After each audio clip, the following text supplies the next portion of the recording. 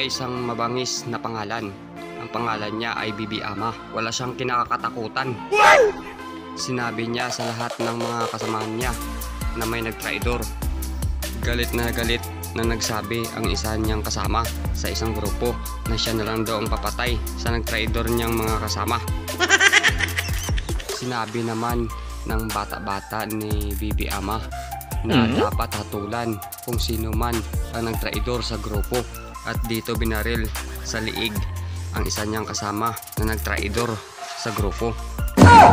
May masamang nangyari naman sa girlfriend ni Bibi Ama. Pinainom ito ng nakakalasing na inumin. At uminom naman ito ang walang isip na babae na ito. Na hindi niya alam na pinaplanuhan na pala siya ng masama. Dahil dito, nag-usap-usap ang isang grupo kung sino daw mauna sa kanya. At sa oras na ito, dito na siya nakaramdam ng paghihilo. At sa masamang nangyari, dito na nagwakas ang kanyang buhay dahil sa ginawa ng isang grupo sa kanya. I-rape siya at saka pinatay. At dito na kumilos ang mga kasamahan ni Bibi Ama. Nagaganti sila sa nangyari sa kanyang girlfriend. Oh no! At dito na inumpisahan nila ang paghuli sa nagpatay sa girlfriend ni Bibi Ama. Nilibing sa lupa at sinagasaan ang ulo. Habang nagpapasarap naman ito ang hari-hari ng nagpatay sa girlfriend ni Bibi Ama.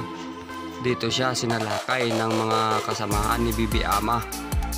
Tinutukan siya ng baril at mukhang mga kalbo ito dahil sa matinding takot at tama ng shabu.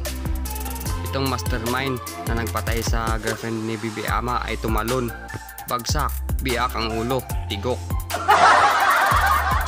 Dahil dito gantihan ang nangyari.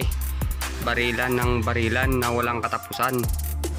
Hinanap ng grupo ni Bibi Ama ang nagbinta ng shabu sa grupo na nagpatay sa kanyang girlfriend. At dito nahuli ni Bibi Ama ang source ng shabu na pinagkukunan nila, at dito niya sinunog. Sinunog niya lahat ng masasama na walang awa. At dito na nilibing ang kanyang girlfriend. Dahil sa pangyayari, nilagay niya ang batas sa kanyang kamay.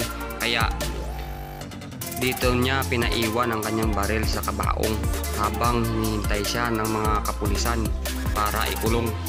At ito na nga, dinala na siya ng mga pulis habang ang kanyang girlfriend na isa ay maghihintay daw para sa pagbalik niya. Kita mo, damo galit girlfriend si Bibi Ama. At dito na, balik silda si Bibi Ama. Kulong ulit dahil sa ginawa niyang krimen na pagpatay sa mga kriminal. Kaya balik silda na siya. Goodbye, Philippines.